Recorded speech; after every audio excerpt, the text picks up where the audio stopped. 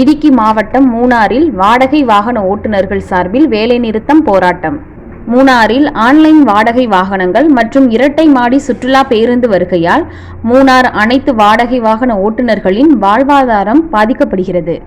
சுற்றுலா வளர்ச்சிக்கு எதிராக இல்லாமல் வாழ்வாதாரம் தீர்வுக்கான அனைத்து ஓட்டுநர்களின் சார்பில் போராட்டம் இன்று காலை முதல் மூணார் நகரில் நடைபெற்றது.